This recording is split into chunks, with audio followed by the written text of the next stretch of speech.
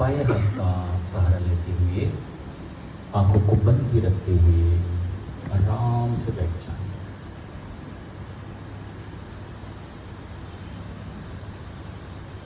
लंबी गहरी सांस अंदर,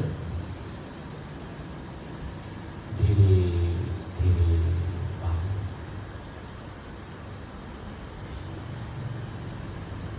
धीरे धीरे आप जहाँ भी है, जैसे भी है, जब भी आपको पूर्णत्व लगे, आप अपनी सुंदर सी आंखें खोल सकते हैं।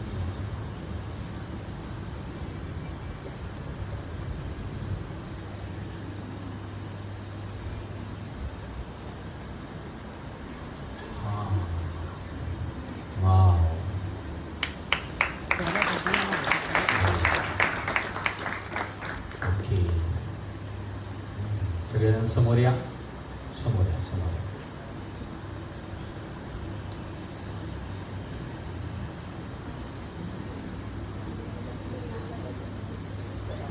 सामने आया, सामने पुढे या, पुढे पुढे सरका, पुढे सरका, क्लोज क्लोज या. हां समोर या, समोर या, समोर समोर या, पुढे या, पुढे.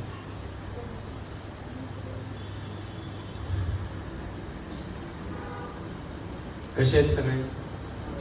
बढिया, खुश. हां वाव. हे जे काही तुम्ही आता केलं हे काय होतं? काय होतं? नृत्य. पण तुम्ही जे एरवी जे नृत्य करता, कधीतरी कुणाच्या लग्नात, कधीतरी एखाद्या प्रसंगाला, त्या पद्धतीचं हे नृत्य होतं का? नाही. तर हे कसं होतं? डिवाइन, दैवी है ना. नृत्य हे काय माहितीये का? नृत्य हे आनंदाचा आविष्कार आहे ना. ज्यावेळेस आपण खूप प्रेममय, करुणामय, आनंदी होतो, गदगद होतो है ना, त्यावेळेस आपण काय करतो? नृत्य करतो. ठीक आहे.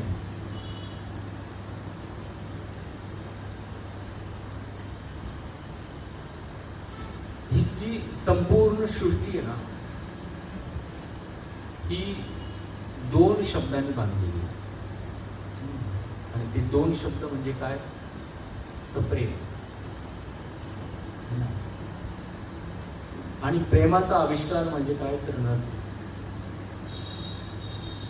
आज आपण सगळ्यांनी या ठिकाणी नृत्य केलं.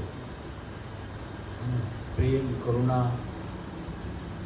आपल्यामध्ये पूर्णपणे जागृत होऊन आपण गदगद झालो. बरोबर आहे.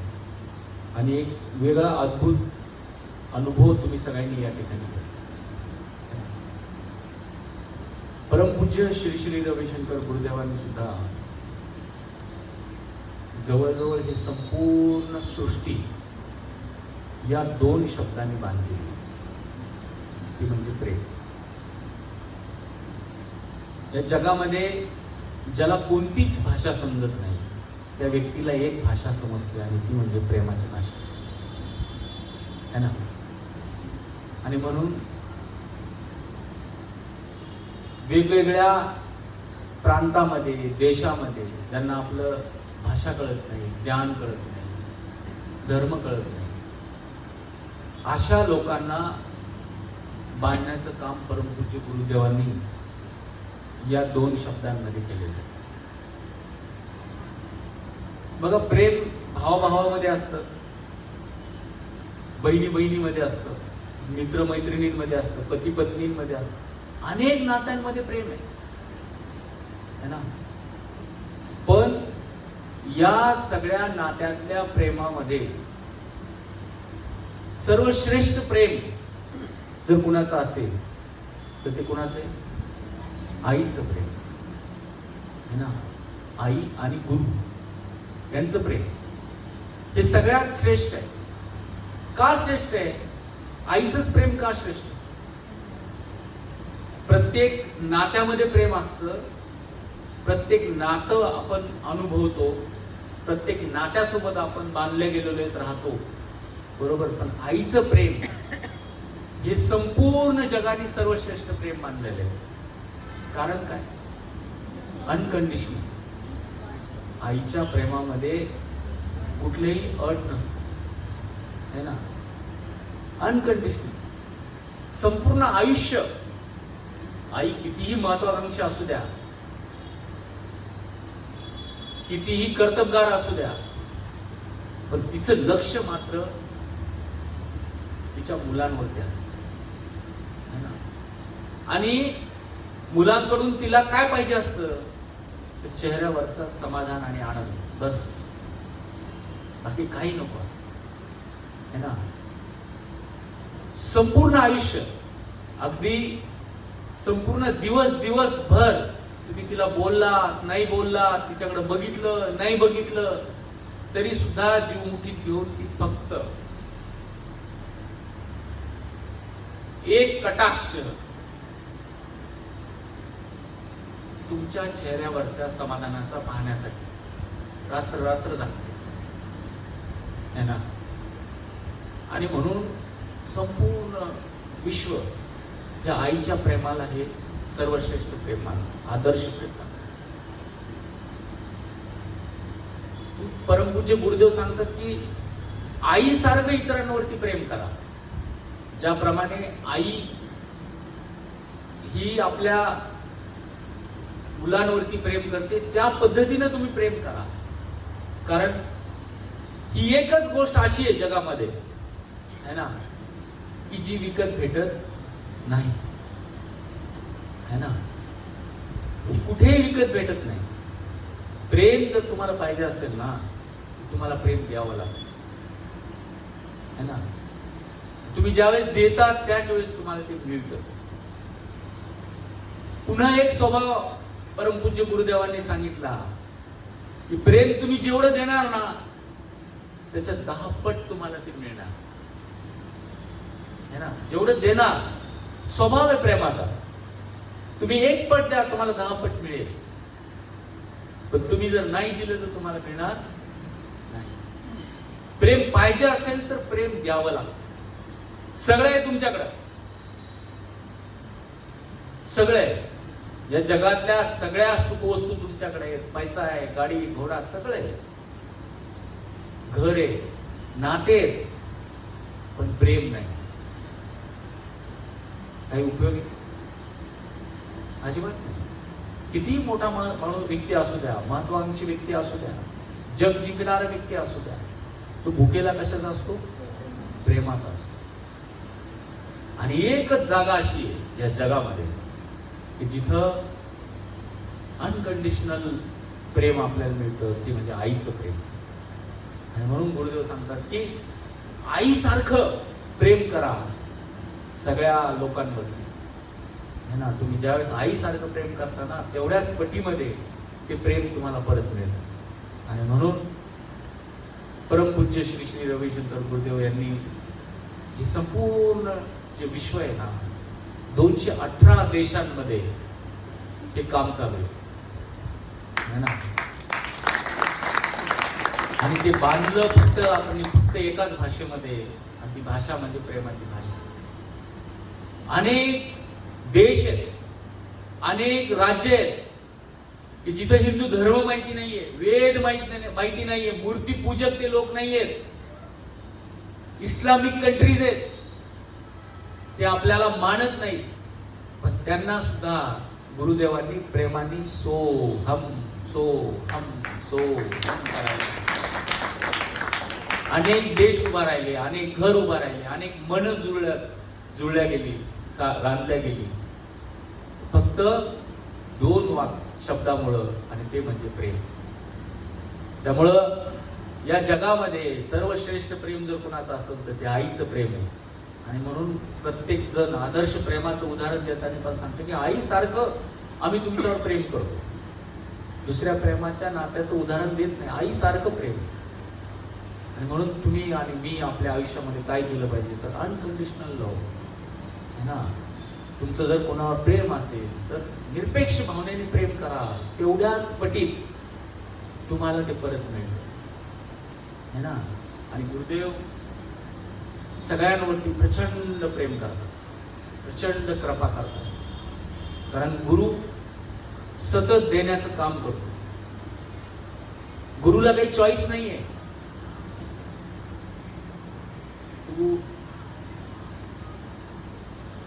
कोणत्या जातीचा आहे, धर्माचा आहे, किती श्रीमंत आहे, हे काही गुरु पाहत नाही. गुरु फक्त देण्याचं काम करतो, कृपा करण्याचं काम.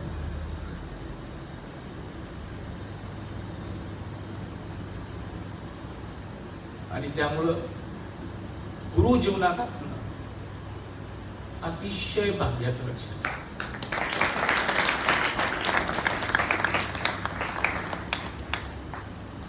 आणि ज्या जीवनामध्ये ज्या व्यक्तीला गुरु मिळाला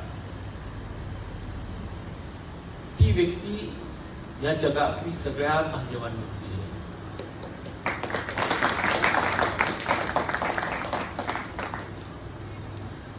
कारण तुमची प्रत्येक इच्छा, आकांक्षा, तुमच्या प्रत्येक गोष्टीची काळजी घेण्याचं काम गुरु करतात,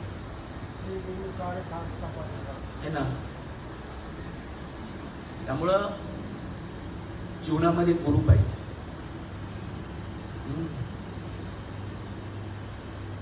आम्ही सगळेजण खूप भाग्यवान आहे, तुम्ही पण खूप भाग्यवान आहे. तुमचं जर कर्म कटलं नसतं, तुमच्या गाठीची काही पुण्यही नसती, तर तुम्ही इथे येऊ शकला नसता. तुमच्या वाडवडिलांनी तुमच्यासाठी काही ना काहीतरी पुण्य करून ठेवलं. तुमचे कर्म जे तुम्हाला इथपर्यंत घेऊन आले, ज्यावेळेस गुरु आपल्या जीवनामध्ये येतो त्यावेळेस जीवनाचं सार्थक झालेलं असतं. आम्ही सगळेजण खूप भाग्यवान आहे. जेव्हापासून गुरु आमच्या जीवनामध्ये आला तेव्हापासून आमच्या जीवनामध्ये कशाचीही कमतरता नाही, कशाचीही कमतरता नाही. प्रत्येक गोष्ट आम्हाला मिळते, है ना. आणि एक वेगळ्या पद्धतीचं आत्मिक समाधान जे पाहिजे असतं ना, ज्यासाठी आपण हा सगळा प्रपंच करतो, है ना, ज्या आनंदासाठी, प्रेमासाठी, तृप्तीसाठी, समाधानासाठी, शांतीसाठी, ते सगळं गुरु देण्याचं काम करतो. बघा 2005-06 पासून मी कुणी 10 पासून, कुणी 8 पासून, कुणी 12 पासून, कुणी 18 पासून, कुणी 24 पासून या परिवाराशी जोडल्या गेले, गुरुशी जोडल्या गेले. आणि प्रचंड बदल त्यांच्या जीवनामध्ये झाला. आणि त्यांच्या जीवनाचं ध्येय एकच झालं की जे मला मिळालं ना ते मला इतरांना द्यायचं, है ना. हा भाव करुणेचा जागा होणं, ह्याला सुद्धा गुरुची कृपा लागते. तुम्हाला जे मिळालं ना, जो आनंद, जो प्रेम, जे ज्ञान, जे ब्रह्मज्ञान तुम्हाला मिळालं, हे मला इतरांना द्यायचंय. अनेक लोकांना सुखी समाधानी करायचे, जे माझ्या गुरुचं स्वप्न आहे, त्याच्यासाठी मला जगायचंय. हा भाव जागा होणं, ही करुणा आपल्यामध्ये जागा होणं, ही साधी गोष्ट नाही. ह्याच्यासाठी सुद्धा नशीब लागतं. अध्यात्म माणसाला मिळतं. बऱ्याचदा आपल्याला गुरु मिळतात, अध्यात्म मिळतं, पण अध्यात्म आणि गुरुमध्ये टिकायला सुद्धा भाग्य लागतं. आणि गुरु आणि अध्यात्मामध्ये तुम्ही टिकलात तर टिकल्यानंतर तुमच्या हातून सेवा घडायला सुद्धा भाग्य लागतं, बरोबर आहे. आणि सेवा जर तुमच्याकडून जर घडली तर ती सेवा अविरत शेवटच्या श्वासापर्यंत घडण्यासाठी सुद्धा भाग्य लागतं, बरोबर आहे ना. अनेक लोक येतात, अनेक लोक जातात, पण त्यांच्या भाग्यामध्ये हे नसतं. जी लोक प्रचंड भाग्यशाली आहेत अशा लोकांच्या जीवनामध्ये गुरु असतो, अध्यात्म असतो, है ना. आणि म्हणून तुम्ही आणि मी खूप भाग्यवान आहे की असे गुरु तुमच्या आणि माझ्या जीवनामध्ये या ठिकाणी आहेत. त्यामुळं या गुरुला आपण कधीही सोडायचं नाही. चांगला काळ येईल, वाईट काळ येईल, जीवनामध्ये संकट येतील, अडचणी येतील, दुःख येतील, सगळं येईल, पण त्या प्रत्येक क्षणाला तुम्ही गुरुला सोडलं नाही पाहिजे. अनेक प्रसंग येणार तुम्हाला, अध्यात्म आणि गुरुपासून दूर करण्यासाठी अनेक विषय येणार, अनेक आकर्षण येणार, पण त्यावेळेस आपण त्याला पकडून ठेवलं पाहिजे. आणि ज्या वेळेस तुम्ही त्याला पकडून ठेवताना तुमची परीक्षा असते आणि त्यामधून तुम्ही तरता, तुमचं जीवनाची नय्या पार होते, है ना. त्यामुळं आमचे गुरु तर असे आहेत की आम्ही त्यांना पकडलं म्हणण्यापेक्षा त्यांनीच आम्हाला पकडलं, है ना. की एक क्षण सुद्धा आम्हाला ते विचलित होऊ देत नाही, एक क्षण सुद्धा, है ना. इतकं समर्पण त्यांचं आमच्या प्रती आहे ना, आमचं त्यांच्या प्रती आहे ना. आणि हे समर्पण यायला सुद्धा भाग्य लागतं, है ना. आणि म्हणून गुरु जीवनामधून बाजूला करू नका, गुरुला जीवनामध्ये ठेवा. संकट, आडी अडचणी हे सगळं असंच पार होणार आहे.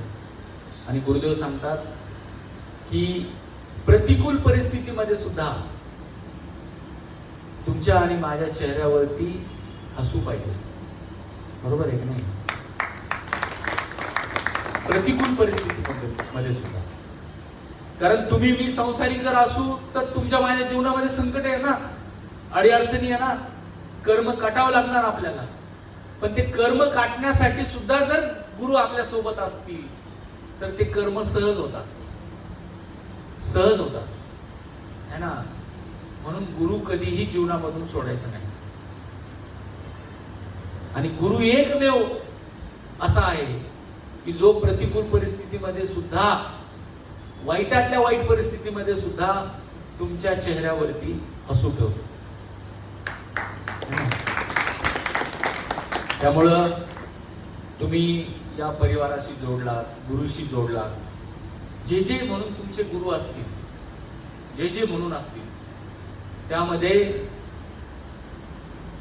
गुरुचा अंश हा प्रत्येक गुरुचा असतो. सगळे गुरु या जगामधले सारखे, असं नाही की आम्ही म्हणतोय परमपूज्य श्री श्री रविशंकर गुरुदेव यांनाच तुम्ही गुरु माना, त्यांनाच भजा, त्यांची, असं नाही. तुम्ही जी जी काही म्हणून सेवा करत असाल त्या गुरुप्रती तुम्ही एकनिष्ठ राहा, त्या गुरुसोबत राहा. जीवनामधून कधीही गुरुच्या पासून ढळू देऊ नका. बघा, गुरु तुमच्यावरती प्रचंड कृपा केल्याशिवाय राहणार नाही, है ना. 1981ला शिमोगा या गावी काली मातेच्या मंदिरामध्ये परमपूज्य गुरुदेवांना हा वर मिळाला आणि त्यांनी ठरवलं की ही सुदर्शन क्रिया मला जगातल्या सगळ्या सर्वसामान्य लोकांना द्यायची. अनेक मठाधिपती, ऋषीमुनी यांनी त्यांना विरोध केला की गुरुदेव, तुम्ही एवढं सगळं ज्ञान सामान्य लोकांच्या हातामध्ये देऊ नका, ते याचा गैरउपयोग करतील आणि ते हे ज्ञान, ही क्रिया ते लोक पेलवू शकणार नाही. परंतु गुरुदेवांनी ऐकलं नाही, त्यांना सगळ्यांना विरोध केला. ही सुदर्शन क्रिया साधी सोपी सरळ केली आणि लोकांना दिली. आज परिणाम 218 देशांमध्ये आर्ट ऑफ लिव्हिंग परिवाराचं काम चालू आहे. 218 देशांमध्ये. आणि जगातल्या 40 कोटीपेक्षा जास्त लोकांनी आज आर्ट ऑफ लिव्हिंगचा कोर्स केलेला आहे. साधक या ठिकाणी काम करतात. जवळजवळ हा जो तुम्ही कोर्स केला हा पहिला कोर्स आहे. असे 62 वेगवेगळ्या प्रकारचे कोर्सेस गुरुदेवांनी आपल्यासाठी तयार केलेले आहेत. पण 4 कोर्स जे तुम्ही केलेच पाहिजे ते म्हणजे एक YLTP youth leadership training programme, तो कोर्स तुम्ही केलाच पाहिजे. 8 दिवसाचं ट्रेनिंग आहे. तुमच्या घरामध्ये जर तरुण मुलं असतील किंवा तुम्ही स्वतः तरुण असाल तर नक्कीच हा कोर्स करा. 18 वर्षापेक्षा जास्त कोणताही व्यक्ती 60 वर्षा वयापर्यंत हा कोर्स करू शकतो. 8 दिवसाचा कोर्स आहे, रेसिडेन्शियल कोर्स आहे, प्रोग्राम आहे हा. त्याच्यामध्ये तुम्हाला सगळं शिकवलं जातं है ना. साधना कशी करायची, पद्मसाधना कशी करायची, कम्युनिकेशन कसं करायचं, आत्मविश्वास कसा वाढवायचा, तुमच्या लिडरशिप क्वालिटीज कशा डेव्हलप करायच्या, हे सगळं या YLTP मध्ये यूथ लिडरशिप ट्रेनिंग प्रोग्राममध्ये शिकवलं जातं. त्यानंतरचा दुसरा कोर्स आहे ॲडव्हान्स कोर्स है ना. हा जो कोर्स आहे ना, हा सगळ्यात जबरदस्त अप्रतिम कोर्स आहे. आम्ही सगळेजण प्रत्येक 2 महिन्याला 3 महिन्याला हा कोर्स करतो. गुरुदेव सांगतात कमीत कमी 6 महिन्यात एकदा तरी करा, बरोबर आहे. पण इतकी सुंदर गोष्ट आहे ना की आम्ही दर महिन्याला ॲडव्हान्स कोर्स करतो. परिणाम, या कोर्समध्ये तुम्ही ध्यानामध्ये जाता, सायलेन्समध्ये जाता, बरोबर. आणि ध्यान किती चांगल्या पद्धतीनं आपल्याला आनंद देतं याची अनुभूती आपल्याला या कोर्समध्ये मिळते. म्हणून हा 4 दिवसाचा कोर्स असतो, 7 दिवसाचा पण असतो, 10 दिवसाचा पण असतो. तुम्ही 4 दिवसाचा जर कोर्स केला तर 2 दिवस सायलेन्स असतं आणि त्यामुळे मध्ये फक्त मेडिटेशन आणि मेडिटेशन शिकवलं जातं, बरोबर आहे ना. त्यामुळे ॲडव्हान्स कोर्स तुम्ही केला पाहिजे. आणि DSN नावाचा कोर्स, दिव्य समाज का निर्माण. बघा, आपण जीवन जगत असताना मी ज्या पद्धतीने दिशा प्रणाम घेतला सांगितलं, वेगवेगळ्या विकारांनी आपल्याला ग्रासलंय, तसंच अनेक सवयी सुद्धा आपल्या जीवनामध्ये येतात आणि त्या सवयी काही केल्याने जात नाही, बरोबर आहे ना. जसं बसनी फिरणं न आवडणं, एखादी भाजी न आवडणं, एखादी व्यक्ती न आवडणं, एखादा रंग न आवडणं, आणि ह्या सगळ्या ज्या गोष्टी आहेत ना त्या आपल्याला त्रासदायक जीवनामध्ये ठरतात. तर DSN नावाचा जो कोर्स आहे तो काय करतो, तर या सगळ्या बाउंड्रीज ज्या आहेत त्या कट करण्याचं काम या कोर्समध्ये केलं जातं. मी हे 4 कोर्स YLTP, DSN आणि ॲडव्हान्स आणि आता संयम पण, हे 4 कोर्स तुम्ही करावे असं मी तुम्हाला सांगेन, ठीक आहे ना. बाकी तुमची चॉईस, नंतरचे बाकीचे 62 कोर्सेस तुम्हाला ज्या ज्या क्षेत्रामध्ये आवड असेल त्या पद्धतीचे कोर्सेस तुम्ही करू शकता. पण हे 4 कोर्स तर प्रत्येक व्यक्तीनं या ठिकाणी केलेच पाहिजे. करणार ना सगळेजण? सगळेजण करणार? येस. हे 4 कोर्स करा. किती लोकांना वाटतं की गुरुदेवांना भेटलं पाहिजे? भाव भेटायचं गुरुजींना? येस. तर आपला जो आश्रम आहे हा बँगलोरला आश्रम आहे. 465 एकर मध्ये आश्रम आहे ना. पृथ्वीवरचं जर स्वर्ग तुम्हाला जर कुठं बघायचं असेल ना तर तुम्ही बँगलोरमध्ये या. काय नाही तिथं, सगळं आहे. कनकपुरा रोड, 40 कनकपुरा रोड, तिथं तुम्ही जर बँगलोरमध्ये गेले आणि कुणाला जरी म्हणले गुरुजी आश्रम, संपला विषय. तुम्हाला भाषा जरी कळत नसली त्या आश्रममध्ये तुम्हाला नेऊन पोहोचवतात है ना. 465 एकरचा आश्रम आहे, बरोबर. आणि जगातला सगळ्यात मोठा मेडिटेशन हॉल, जे की PM नरेंद्र मोदी साहेबांनी आता त्याचं उद्घाटन केलं, तो तुम्हाला तिथं बघायला मिळेल. विशालक्षी सारखा मंडप मिळेल, सुमेरू सारखा मंडप मिळेल. त्यानंतर गोवंश, जी की आपली संस्कृती आहे, समृद्धी आहे आपल्या भारत देशाची, पण त्या गोमाता आपण आता नष्ट करत चाललो. या भारतामध्ये प्रत्येक राज्यामध्ये वेगवेगळ्या गोमाता आहेत. पंजाबमध्ये वेगळी आहे, हरियाणामध्ये वेगळी आहे, उत्तराखंडमध्ये वेगळी आहे, महाराष्ट्राची वेगळी आहे. तर या सगळ्या जे गोवंश आहेत ते हळूहळू नष्ट होत होते. परंतु गुरुदेवांनी त्या ठिकाणी या सगळ्या वेगवेगळ्या राज्यातल्या ज्या गायी आहेत त्यांचं संगोपन त्या ठिकाणी केलेलं आहे. जवळजवळ 1600 पेक्षा जास्त गोमाता या तुम्हाला त्या ठिकाणी दिसतील आणि इतक्या सुंदर आहेत. मी जर तुम्हाला सांगितलं तर त्या गायी ध्यान पण करतात तर तुम्हाला विश्वास बसेल का? हा, बसेल का? मग हे अद्भुत जर तुम्हाला काय बघायचं असेल ना, तुम्हाला त्यासाठी आश्रमला जावं लागेल. बरोबर आहे ना? मेडिटेशन सुद्धा करतात, विशिष्ट प्रकारचं संगीत वाजवलं जातं, ध्यान करतात, दूध काढायच्या टायमाला वेगळं संगीत असतं, दूध देतात. अतिशय सुंदर आहे. त्यांची वंशावळी गोमातेची त्या ठिकाणी तुम्हाला बघायला मिळेल. इतकं सुंदर नियोजन या ठिकाणी केलेलं आहे. त्यामुळे गोशाळा तुम्ही बघा, श्री श्री आयुर्वेदिक इन्स्टिट्यूट आहे, रिसर्च सेंटर, त्या ठिकाणी आपलं जे आयुर्वेद आहे त्याचं संवर्धन करण्याचं काम परमपूज्य रविशंकर गुरुदेव या ठिकाणी करतात. पतंजली योगसूत्र त्या ठिकाणी शिकवण्याचं काम करतात. त्यानंतर SSRDP आहे. खूप काही विषय. आपल्याकडे वेळ कमी आहे, तर मी तुम्हाला सांगत बसलो तर अख्खा दिवस लागेल, है ना? म्हणून एकदा आश्रम जा, बघा, है ना? तुम्हाला कळेल की किती सुंदर हा आश्रम गुरुदेवांनी या ठिकाणी तयार करून ठेवलेला आहे. आणि जगामध्ये जवळजवळ 218 पेक्षा जास्त देशांमध्ये आपले सेंटर चालू आहेत आणि 200 पेक्षा जास्त आश्रम आहेत.